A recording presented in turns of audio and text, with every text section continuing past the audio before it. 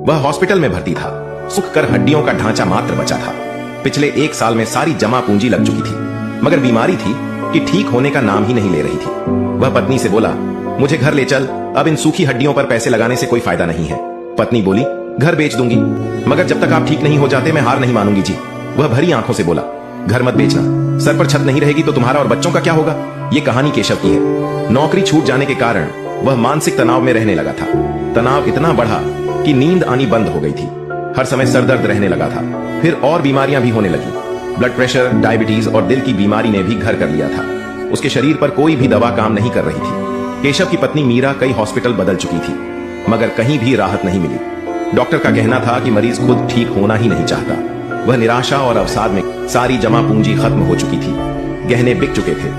घर में जितना भी महंगा सामान था सब बीमारी की भेंट चढ़ गया था। सारे रिश्तेदारों ने हाथ खड़े कर दिए थे। फोन भी नहीं उठाते थे।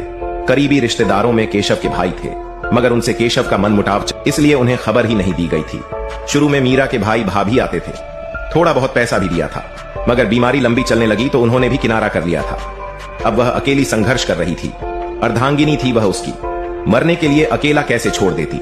उसके पति का गांव में अपने भाइयों से पुश्तैनी जमीन को लेकर झगड़ा हो गया था, इसलिए बोलचाल बंद थी।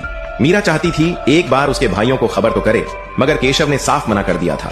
उसे भाइयों से नफरत थी। एक शाम हॉस्पिटल में केशव बेसुध सा बेड पर पड़ा था। उसकी पत्नी दोनों बच्चों के साथ उसके पास बैठी थी कि अचानक केशव के चारों बड़े भाई आ गए। आते ही भाइयों ने कहा, इतना पराया कर दिया क्या रे, इतनी बड़ी मुसीबत में होकर भी याद नहीं किया। पता नहीं कैसे भाइयों को देखकर वह सुबक पड़ा, फिर जोर से रोने लगा। बड़ा भाई बोला, माना कि तू बंटवारे को लेकर नाराज था, हक की लड़ाई को लेकर नाराजगी अलग चीज है रे, मगर मुसीबत में भाइयों की ताकत तुमने आजमाई ही नहीं। फिर केशव के आंसू पोंछते हुए भाई ने कहा, मगर अब तू फिक्र मत कर, हम आ गए हैं, अब सब ठीक हो जाएगा। सचमुच भाइयों को देखकर केशव ने शरीर में एक अलग सी ऊर्जा का अनुभव किया। हिम्मत सी। कई दिनों से परेशान मीरा की आंखों में भी आंसुओं के साथ एक उम्मीद की किरण नजर आई। फिर मीरा को घर भेजकर भाइयों ने केशव को संभाल लिया। अपनी पसंद के हॉस्पिटल में ले गए। इलाज शुरू हुआ और 4 महीने में ही वह ठीक होकर अपने पैरों पर खड़ा हो गया। फिर भाई उसके पूरे परिवार को गांव, ताकि फिर कभी वह खुद को अकेला समझकर अवसाद में न पड़ जाए।